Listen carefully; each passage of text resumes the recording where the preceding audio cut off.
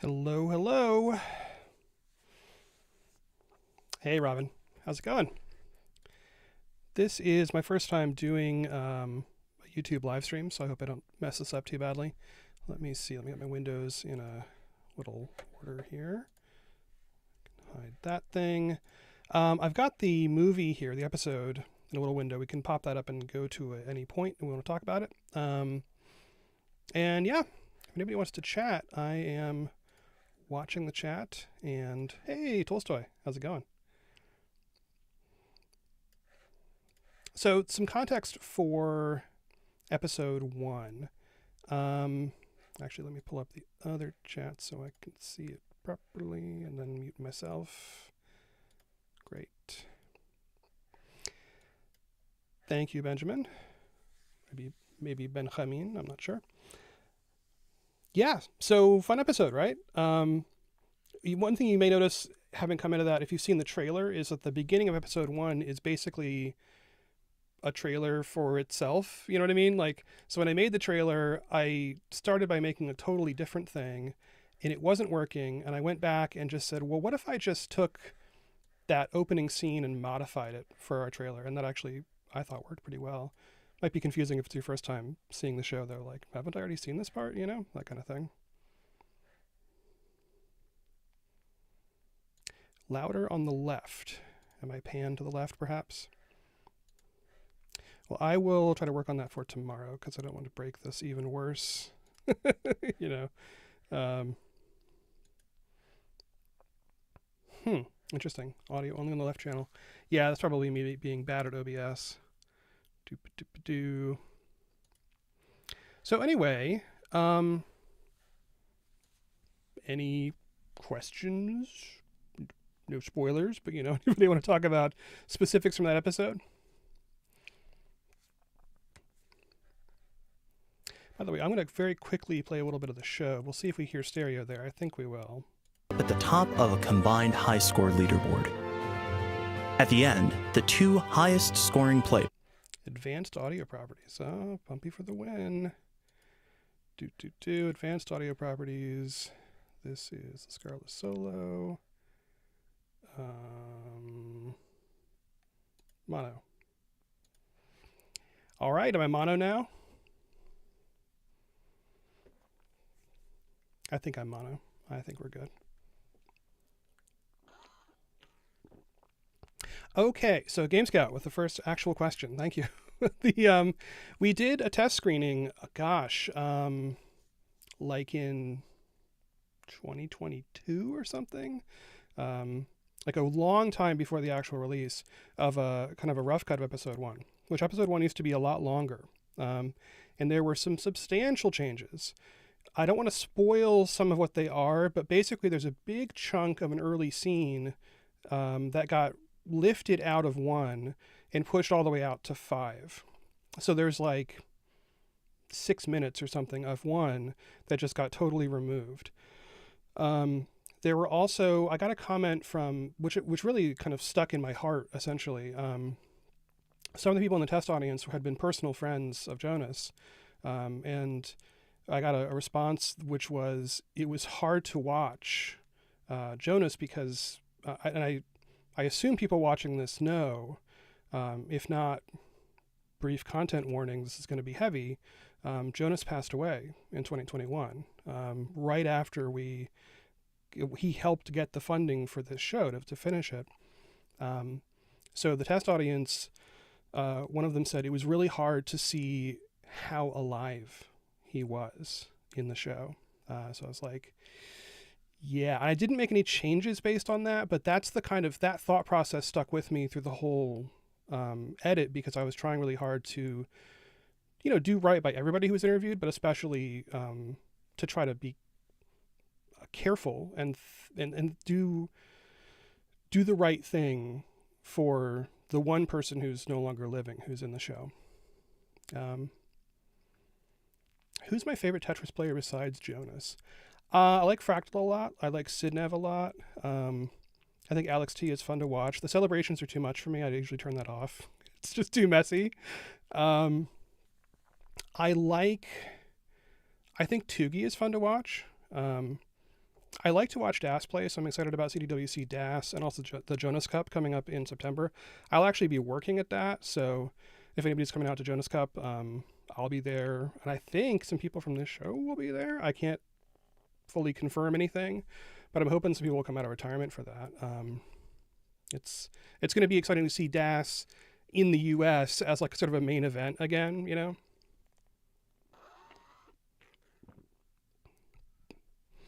Okay, I'm going to try to go in order here with questions. Thank you for questions. Keep them coming. So, Lee Chung, there are two audiences for the film, obviously. There's like people who know what Classic Tetris is and are already fans. Then there's everybody else. And when I went into this, my intent from 10 years ago was to make a film that a general audience who's never seen Tetris, doesn't know what it is, that they could watch. So far, prior to this YouTube premiere, I think that the majority of people who've seen it are, they're already into Tetris because they're the people who would pay money, for, like pay $20 for the show or back it on Kickstarter or stuff like that. But from anecdotal reports, a lot of folks have shown it to their families who often don't know stuff about Tetris. And apparently that's going pretty well. So I always try to keep those two audiences in mind because I think they're equally important, And if I had to make a single choice, it was always in favor of the broader audience, the audience that doesn't yet know, because I think that's a much bigger audience, obviously. And I also feel like people who already know about Tetris, like they'll tolerate some explanations. There's a whole "What is Tetris" segment in the beginning of episode 1. We don't repeat that, in episode 2 through 5 because we've already established it. But obviously, if you already know about Tetris, you don't need to be told, like, there's 7 tetraminos, like, this is what their names are, But I felt like for newcomers, we had to have something like that. So I was very conscious of trying to put that in, and also trying ruthlessly to make it as short as I could. Because the longer it was, the more I just felt like we're going to lose people. They're going to, like, click away, Tolstoy, tell us more about the painstaking process to get the gameplay rendering. Oh, my gosh. How do I put this? So when we shot the film in 2014, we did not have, like in the modern era, we have this concept of there's 2 games like in the middle, like what we saw in the episode. We have the concept of 2 games down the middle and then player cameras to the left and right. That concept, that layout was invented in 2015 and I shot this in 2014. So we didn't have that concept at all. It wasn't even a thought process. So I did not have the proper cameras, for one thing, to do that in certain cases. So you'll see in some of the matches, I'm like kind of cobbling things together, doing weird stuff to try to get a shot of a certain player during their match. Now, I think you don't notice it too much, but that was one part of it, was just this whole idea of the way we watch Classic Tetris is like 2 games, 2 players. Didn't exist. That's how long ago this was. So I got really lucky that I mostly had the right footage to do it. But the gameplay was a mess because the gameplay was recorded at, I believe it was like 300 by 200 or some weird, very low number like that. This very low resolution flash video format. And it was awful. Like, I mean, at the time it seemed adequate, but when we took it and Trey later invented TreyVision, which is the thing that makes the HD rendering, you would feed it into it and it just wouldn't work. It didn't have enough data to recognize which piece was which or like redraw the screen. It couldn't even tell what was in the next box. Like, there was all kinds of weird problems there. So COVID happens and I get in touch with Trey because we're literally like, we had this sort of lockdown time of nobody's working. We're all not sure what's going on. And I said, hey, can you give it, because I'd asked him already once to try this footage, the game footage in his renderer, and it didn't work. And I said, can you give it one more shot and maybe like, I don't know, do some more of your magic because you're good at this? And he did. And he said, actually, I can get it 90%, maybe 95%, And what that meant was 5 to 10% of the games. And he did that. He would take the footage. I would tell him, like, here's the left game, here's the right game. And he fed that all in. And what I would get back is an HD render of just the games, but no cameras. That's what I would later insert myself. And in the gameplay footage were errors. So stray random blocks changing colors in the stack, parts of the stack disappearing, random glitching, like there'd be like a black and white block that would just show up in the middle of the the field for no reason. I don't think there were any like score. Actually, there was one time when a score glitched out, and I had to so what I had to do was go through frame by frame every game, and I mean frame. This is 24 frames a second, and the games are fairly long. In every single frame, check for garbage, and where there was garbage, and there was a lot of garbage, I would paint it out manually. Like I would go into the thing and I would copy a block and then paste the block into the right place, or copy like a little piece of blackness and put that in the right place. Another big issue, for some reason, Tetris clears or line clears in general, when the animation happens where it comes from the inside and goes out, very often that animation was broken. So I had to reconstruct the animation almost every time in certain games. And some games were better than others. For some reason, some footage worked better. But some of them were a real mess. So this probably took, I don't even want to estimate it, but it was at least a month of full-time work to get the games to the point where they're actually reasonable in terms of like the right pieces are falling, the right thing is in the next box, like the correct count is there for the drought and all that stuff. So that was intense. But Trey got me he got me most of the way there, but it was still this intense process to get the games right. One other thing to know is when Trey did it, he didn't have Tetris rate. For some reason, his renderer that he used didn't have that stat. So I went to Yobi, who made Netris Champs, and kind of was like, Yobi-wan, you're my only hope. Like, can you help me? Can we add that stat? And he was like, sure, I'll just write some code and like, here's a Python script and just run it over the thing, and it'll add that little box, and we can just sort of add it in and do all this stuff. So there's like a video project for every match where it's just getting the games together, like getting the games laid out, and then all that painting of the errors, like painting out all the problems, and then adding in these little boxes with Tetris rates, because I wanted that for the commentators. All right, looking back at chat. Personal question. Kickstarter did not cover all of my costs. What would happen if there's not enough people buying the show now? Will you be in financial trouble? You can take a drink of water. I won't be in financial trouble, if that makes sense. My wife, Ro, has been very supportive and has been working full-time this whole time. But I have not been contributing to the household expenses, if that makes sense, for about 4 years. And I have spent more than I have brought in. So it's very important, for lots of reasons, to make some revenue on this thing. So, there is I should probably post this here. Let's see. If anybody in the chat is interested, you can, let me chat here, leave me a tip. You can leave me a tip. You can also buy the show at bestof5movie.com. There's a coupon code. I would recommend using the one Higgins. That will give you Higgins. That'll give you 20% off. You can buy the show. That'll give you bonus features. It'll give you MP4 downloads, all that stuff. But again, so there are ways to support me financially. You can also buy merch on the store, on the main website, which is bestof5movie.com. There's mugs, there's stickers, there's books. I should probably have a book with me next time to show you. There's one like across the room or something.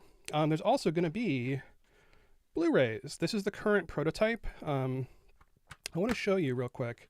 So this is, to get the 5 episodes, I had to do 3 discs. So it's like, you do like I think there's episode 1 and 2 on the first one, 3 and 4, and then 5 on the last one. There's also, I think, the trailer on the first disc. This is just a prototype, it doesn't have printing on it. But this works. Like, this has English and Finnish subtitles. It plays in my various Blu-ray players that I've tested it on. And I've got a contract with a Blu-ray manufacturer, and I'm going to make the art. So like art for the discs and art for the, thing. And these will all be kind of collectible. There's going to be a limited run. I'm going to sign and number all of them. So if you're like into collecting things, that would be a thing to buy that I think would be kind of cool. I'll also be bringing those to the Jonas Cup, as well as the other merch. I'm happy to sign anything you want. We might have little mini posters, maybe. There's also a very cool movie poster we made, but I haven't printed any yet because it was just made it recently. So anyway, just to wrap up that question, I won't be in like financial trouble, but it would be a great benefit. Right now I'm in the hole. Like I'm very much in the red for this project. I have spent more than I have brought in. So bringing in more revenue is important. And also part of the YouTube idea, this channel is not currently monetized. So I need more watch hours. When that happens, which I'm confident it will happen by people watching this 5-hour long show, then there'll be a little bit of revenue coming in from YouTube as well. So yeah, the thing about Jonas, I think that like, just briefly talking again about the Jonas obligation, I did contact Heather and asked her, Heather's Jonas's wife, and said, the show is still happening. This was back in 2021, like I probably in the middle of the year. And I just basically sent her an email and said, look, it's happening. I'm not canceling it or whatever. And if you want to talk about anything or tell me anything that you want to be done or not done, I'm here for it. Let's talk about it. And if you don't want to talk about it, I'm also here for that. And also I made trying to make it clear that like, Heather, I'm not asking you to do anything because she's in grief, you know what I mean? But like, if you have a desire, I want to respect it. And she ended up not like really commenting. So I was sort of like, okay, I will just make the choice myself and move on and make the edit how I want to make it. And I think this edit does a good job of showing what Jonas really does and how he acts and what I think that means. So again, not to spoil anything, but like, over the next 4 episodes, we'll see more about that. And we didn't see very much of Jonas talking in episode 1. There's a lot more of him talking in the whole rest of the show, basically. All right, next one from Bland. Hey, Bland.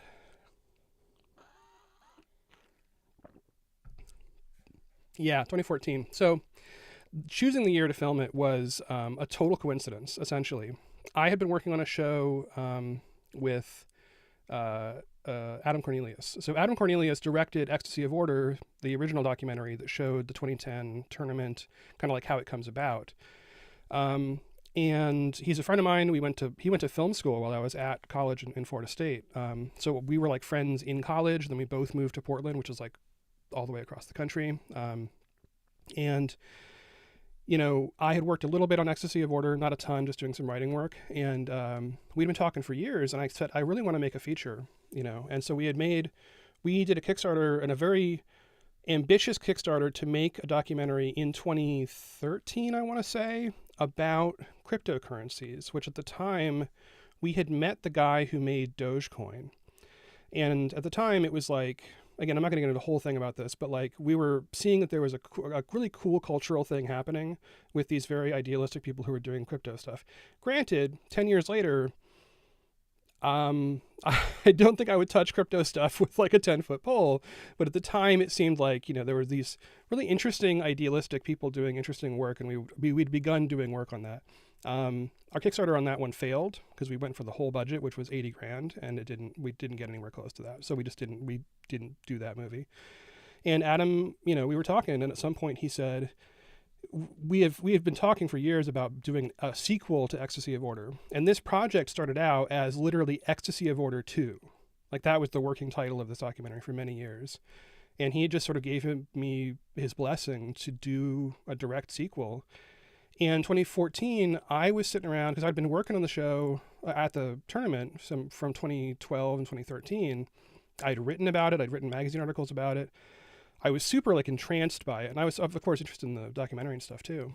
And so one night he texted me and he said, there's a guy you should call. His name is Terry. Just here's his phone number. Call him. And I did. And that was the beginning of the show. As for the timing, again, without discussing anything else that happens, 5 years is a nice sort of round looking number. It's like a way to look at history with a good sample size, of what we've already seen. And quite frankly, at the time in 2014, I was like, man, this tournament is enormous. Like it has blown up so huge. And of course, today we look back at it and we're like, oh, how quaint. There's only 150 people in the audience or whatever number it was. But it was wild. And it was better. I think it was better that I chose that year than literally any other year I could think of, except for just later, Let's see here. Yeah, the results in advance. One of the things I also want to briefly comment, there have been some other YouTube documentaries. Like there was one in 2015, I want to say, that followed Quaid. So look that up if you want. It's on the CWC channel. A little mini doc, and it just follows Quaid through the weekend. There was also one in 2014 that followed Elijah Markstrom, Eli. And one thing we noticed universally was when you put a camera crew on a given player and follow them, they appear to do better. I don't know why that is, but like I've seen that now happen 3 or 4 times. So I don't know if it's just pressure on that person or that we were intentionally choosing people to follow who we thought were going to do well, and that's also part of it, you know. But yeah, you just like, and this was a huge gamble because, you know, as the show lays out, like we had a player who was just crushing it, and I didn't know what was going to happen, and I was open to all outcomes, had to be, but you just pick a year and go for it, and you know, invest your time and hope that what you get is an exciting event, whatever happens during the event, you know.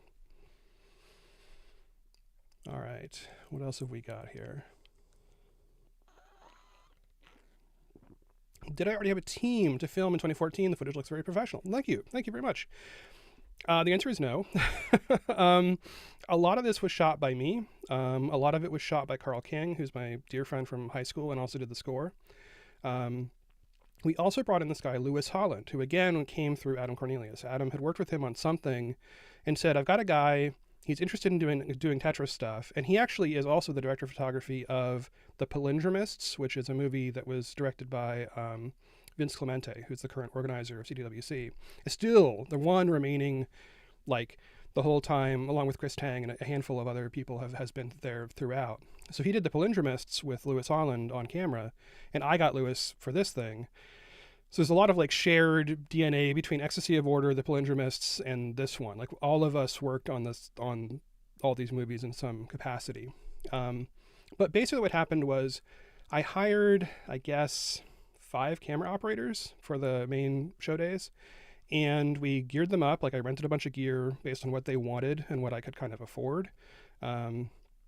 And people mostly brought their own cameras if they had one, and I would give them direction. You know, I was like, okay, you're following that player, like just get their face, or if they're not doing anything interesting, get like their family or their, you know, spouse or whatever in the audience. That's like your job. Now this other person, like go get audience reaction. That's all you're on. It's just audience the whole time. Just like find me beautiful stuff. And as we get deeper into the show, you'll see in the matches how much that matters, like the match stuff, and also during qualifying, which we've mostly seen in episode 1. Honestly, on qualifying day, we had 1 camera op the whole day. That was Lewis. And so Lewis, you do not need to give Lewis Holland very much instruction. You just say like, go do a good job, and he'll just figure it out. So a lot of the visual choices were made by him, and he did an amazing job. Now, one other aspect of this also is later, I did upscale it all to 4K.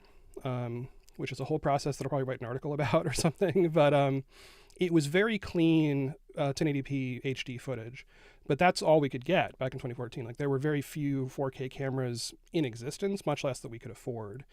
So we shot a little bit of stuff in 4K, but almost all of it was 1080p, and we had to then I later upscaled it to 4K to get you know, what you're seeing now.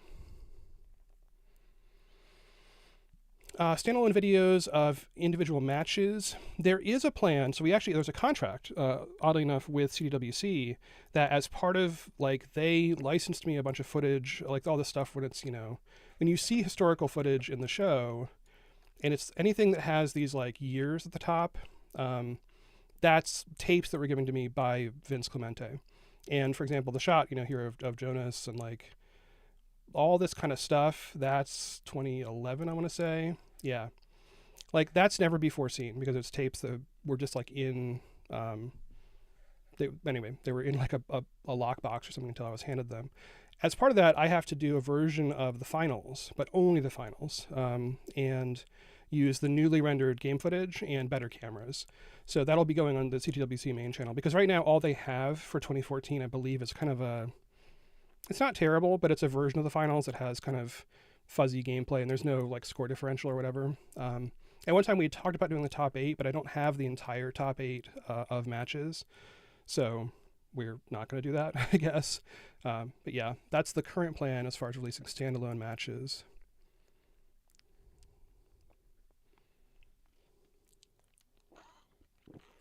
All right, from And Mind. How many unutilized hours of footage do you have? Do you have any plans for what to do with all of it? That is a really good question. I have not recently estimated it. I wish that Adobe Premiere, and maybe it does have a feature that does this, and I just don't know about it, but would tell me like a count, like how many hours of footage do I have overall? At some point I estimated it at, it's a lot. It's many hundreds, and I think it's more than 300 hours at this point. The other thing about that is, again, because of the agreement with CWC, I have footage from previous years, including all of 2010. So I have all of 2010, a lot of 2011, a lot of 2012 and 2013, and all of 2014 that I shot. And again, often there were 5 camera operators shooting simultaneously. And after that, in 2015, we went and shot more. And then in 2021, we went and shot more. So it's at some point you start to get down to like, how do you count? You know, like is an hour of footage, like, because if there's, let's say that there's GoPros going, do those count? Like, are they the same thing? Even though there's 5 cameras rolling, is that 5 separate hours? So it's iffy. My goal with this show was to leave everything on the field. Like, I don't want to be sitting on footage that I think is precious and nobody gets to see. So what I'm doing is, what you're going to see through episodes 1 through 5 is I've put a lot, like the good footage is all in the show, essentially. There are some side things, especially the interview with Jonas, also an interview with Blink, John Tran, who founded Hard Drop, and a bunch of deleted features as an extra match. I'm releasing all these things as bonus features for people who buy the show. So if you go to bestof5movie.com and you buy it, you're going to get these long form extra dumps of footage as extra episodes, as bonus features. So that's my goal, is to, I do not want to like die with a hard drive full of amazing footage from Best of 5 that never got used. So my plan is to put it all in those bonus features and give it to people who paid for it and say, that's it. Like, there's nothing in here that's of any real interest. And that's my current plan. If anybody ever makes another Tetris documentary, there may be some like ability to license this stuff, because of course there's some extra, there's a little bits and pieces that haven't been used, but I don't know if that'll actually go anywhere. Boop, boop, boop, boo. Yobi-Wan, yeah. Yeah, the game footage stuff, it was wild. Because, I mean, one of the things about the way Trivision works that I learned only after the fact is it doesn't, as far as I understand, it doesn't have an understanding of what a piece is. It just knows blocks. And so it doesn't know, like, this is an L. So it doesn't have any expectation that the L will, like, rotate in certain ways or that it's a contiguous thing. It just knows there's blue blocks here, here, here, and here. And so my approach, while kind of primitive, honestly, this sort of painting thing, or like rotoscoping almost, where you're just going through and like literally frame by frame, kind of trying to copy pieces of the previous frame into the next frame. It was laborious, but I'd even asked Yobi, like, can we run the Trivision through Nestris champs? And his basic answer was like, it's not going to get better because the stray blocks are just going to confuse it essentially. Because the stray blocks will confuse any of these recognizers. We also looked at the Zeal thing, which is I think possibly involved in Nestris champs, but there's various things that will re-render NES Tetris games, and I couldn't find anything that would fix it automatically. So and that's actually a true thing about most of the show is if I had a solution, even if that solution took me a month, literally of like painfully executing, that's what I would do. And I would try to ask around, because a month is not something I want to spend if I don't have to, but I could not find a better solution for this was so messed up that often a block, like a piece would completely disappear, for example, like it would be missing during its drop. It would just go away for like a couple frames. So I'd have to like grab one and kind of try to reconstruct, like, where would it be? It was a whole thing, man. Also, the movie is presented at 24 frames per second, right? Not 30 or not 60. So we had already rendered all the footage into this 24 frame per second for like time base. So there's all this weird motion blurring going on to try to make it look natural. My advice to future filmmakers, if you're making a documentary about Tetris, shoot it in 30 FPS. Like, just go ahead. It'll be fine. Just go for it. It'll make your life a lot easier. And yeah, I am not monetized Game Scout. I am at like 550 watch hours, and I need 3,000 to get to the first thing. I do have the subscribers. Thankfully, lots of folks have come along. So, yeah. Yeah, CDWC strat, honestly, like, have a camera crew follow you. Scooty, is an interesting case as well. I think Scooty probably has had the most media attention, obviously, of anybody ever in this scene. And I don't know when, I think there's probably a tipping point, right? Where like some pressure makes you perform better. Too much pressure probably makes you perform worse, or like too long, right? If you follow somebody for like a year, I assume that would result in something bad happening. But if you follow somebody for like a few months, or maybe, like a little bit, just heading into a thing, it seems like that kind of wakes them up, perks them up somehow. Any plans for a documentary on Dr. Mario? I don't have any. I know there is one coming out that's like kind of a short. I've heard about it in the Dr. Mario Facebook group. So I hope that is happening. Oh yeah. Okay. Comment from Game Scout clarifies what that is. Yeah. I'm not sure that I'll ever make another gaming film, because to me, Tetris is very special. I don't really game much. But I felt like this was a really, like, this was important to me for like thought related reasons, and not just, it's a cool gaming community. It was like, I think Tetris is like a significant mental exercise, and I think this community is special as well. And Dr. Mario, I'm interested in it, but I'm not as captivated by it as I am by this. And Kochira, thanks for the English subtitles. Really helps. Thank you. Well, thank you. I appreciate it. We actually are currently, just so you know, we currently have, obviously, the English, that's which I made. We have Finnish, which is currently on the YouTube, and you can turn that on or off if you speak Finnish. We have, those are made by JJ. German is in the works. That's made by Tolstoy. We also have, I just signed up like last week, Spanish. Now this is the Spain flavor of Spanish. So that's like, I guess sometimes people call it peninsular or continental Spanish. So that is happening as well. I'm looking for a Latin American Spanish translator. I'm into a discussion right now that may result in that. So that's probably coming. And then we also have Brazilian Portuguese happening right now. So it's just begun. Spanish and Portuguese have just begun like in the last week. And I'm looking for more. This is also, by the way, the translations are paid work. So if anybody out there is watching this and wants to talk about doing a translation for your language, it's a lot of work. It's a lot of work, but it is doable, and I'd love to hear from you.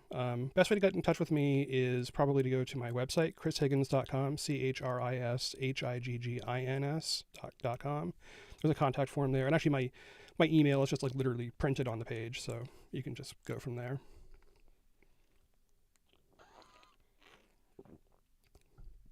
So yeah, currently we do not have a LATAM Spanish translator working, but I'm talking to one right now, who I'm sure you would recognize the name of this person. But I was like, look, the problem was that translator had not yet seen the show. And I said, well, look, it's 5 hours long. You better like look at the show, get a sense of whether you can take this on or whether somebody else in LATAM wants to do it, because there's a lot of people who are qualified to do it. And so I don't want to like give out this person's name until they've actually agreed to do it, but it's like a prominent restreamer in CTM and who was present at CWC 2024. So somebody, so the LATAM thing, we're going to get it done. The question is who's going to do it, and is it going to be like a team or whatever. I know that also the Brazilian, that's Johan who's heading that up, but I believe there's actually multiple people who are going to do the work. So they're going to kind of split it up together. And like I said, it's a lot of work especially because of the match commentary. There's so much talking and overlapping that it really helps. It's really hard to do that properly. You end up with a lot of titles that are like, they just flash on and kind of flash off. So it takes some doing. Robin Lay, thank you so much. I appreciate it. Carl with the woe. How did I get into filming Tetris or learned about CWC in the first place? Well, it's interesting because I knew Adam Cornelius, who was making Ecstasy of Order and was part of the crew that made the first CWC, because the CWC in a sense, what happened was, as I understand it, I don't want to like, I wasn't necessarily there, but like, Robin Mahara was trying to make a Tetris competition because he'd done the NWC and he wanted to see that happen. And at the same time, Adam Cornelius, and both of these guys live in Portland, Oregon, Adam Cornelius was like trying to make a documentary about Harry Hong, about his classic Tetris achievements. And when they somehow met up, and I'm not remembering how they did that. Maybe it was like at the Portland Retro Gaming Expo or something. Somehow they met up and realized that what they were doing was almost the same thing. So they decided to together like document the creation of CDWC as in a documentary. And so Adam made the documentary, and they also brought in Vince, who actually was basically making the competitive part of the show, like figuring out how to run the competition and how to like rent the venue and do all the work of brackets and all that kind of stuff. And then bringing in people like Chris Tang to do commentary. That was a whole part of that process. So I was sitting there, as Adam's friend in town, hearing about this because we would go hang out all the time, and he'd be like, well, here's what I'm doing, and he'd ask me advice occasionally, and I would ask him advice occasionally. And so I was involved early on in like the first CDWC stuff, kind of as an observer and like just as a friend of Adam. And the first 2 years was in 2010 and 2011. It was in California, and I'm in Oregon, and I didn't feel like going down there and checking it out because I just hadn't caught the bug for Tetris yet. But when I saw some of the documentary stuff coming back, and especially when Adam showed me rough cuts, like I kind of had that thing that people, I think you might relate to this. When you see Tetris happening, you kind of just like, you get interested. You get like, oh, like, look at that. Like I can almost, I feel like I am solving the puzzle while I'm watching it being solved, or thinking like, oh, I'd put that over there. And then they put it over there. Like, you get this thing where you kind of key into it. I got super obsessed with it. And then when it came to Portland, Adam called me up and said, hey, can you come be a judge, like be a referee? And I'm like, I have never played this game. And he's like, come on over. We'll teach you everything you need to know, which was true. He did teach me everything I needed to know to be a ref. So I was a ref in 2012 and 2013.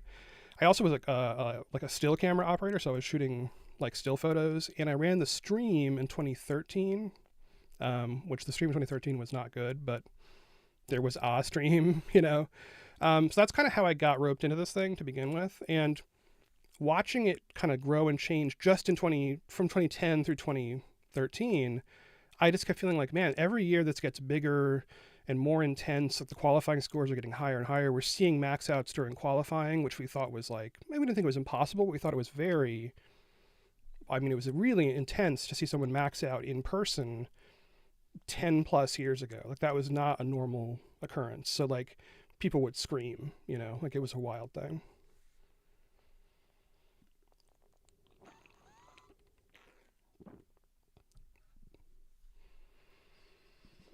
Oh yeah, good question for Chris Tang.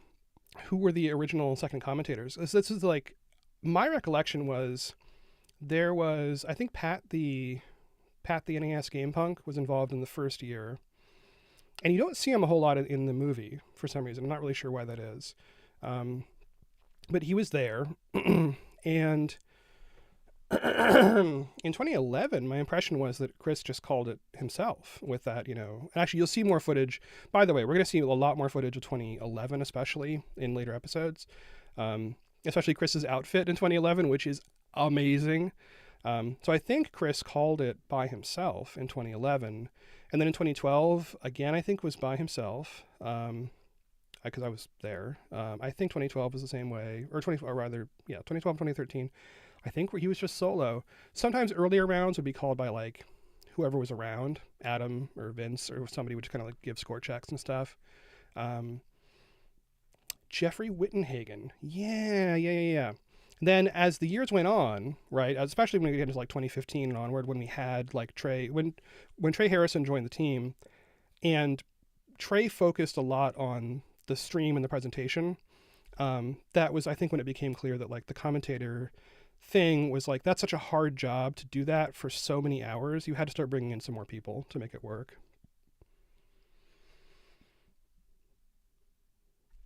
Carl King asks, how many books do you own, physical books? In this room, There's probably 500 to 600, I think. There's another bookshelf on that side. In the basement, there's at least another, I don't know, 800 that probably a lot of them need to go. I have a box behind me that has 200 copies of my first book in case you want to buy a signed copy. I bought too many. They're all first editions, so, that'll be exciting. We have a lot of physical books, although I read almost everything on digital these days. Yeah. All right. Well, I think we've had enough chit chat, and I want to keep this short enough that people don't get super bored.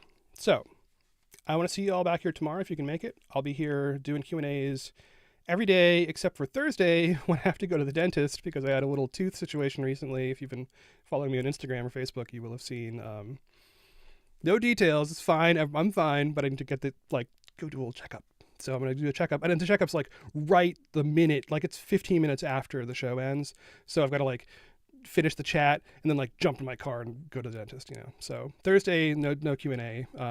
But we'll do them, especially Friday. Friday will be probably the big day for chit chat and stuff. So, what is the book? The book that I have 200 copies of is called Breakfast on Mars. It is a book of essays for middle school readers to learn to basically, when you're in middle school in the U.S., people say, hey, write a persuasive essay. And the essays that they show you to read as examples were written in 1942 by E.B. White. And you're like, what is this? So it's a book of modern essays by modern authors aimed at kids to help them kind of read something that might spark an interest or show them kind of modern writing styles that might help them. All right. Thank you, Chris Tang. Thank you, Carl. Thanks, Game Scout, for being here. Thanks, Ro, for being here, too. Thank you, everybody, especially Kickstarter backers and everybody who's, supported the show. I really appreciate that financial support. That's obviously, I try not to talk about it too much, but financials do matter in these things. And another thing, just to close this out, is everybody who worked on this show got paid. With the exception of me, in a sense. So anybody who did a job, who's in the credits or whatever, did any kind of job, the idea is they got paid. Now they probably didn't get paid a fortune or a great rate, but they got paid something, and it was a fair, reasonable thing. So, my intent here is to make a show that's good first, second, fair to whoever makes it and works on it. Third, supports the community and, what we're trying to do here. And I hope that by giving it away to the world, by giving it to YouTube, that spirit of generosity will somehow return to me through, I don't know, we'll make it up in volume. So I appreciate you all coming out, and, we'll talk tomorrow. All right, I'm going to figure out how do I end a stream on YouTube. I've never done this before. Thanks. Bye.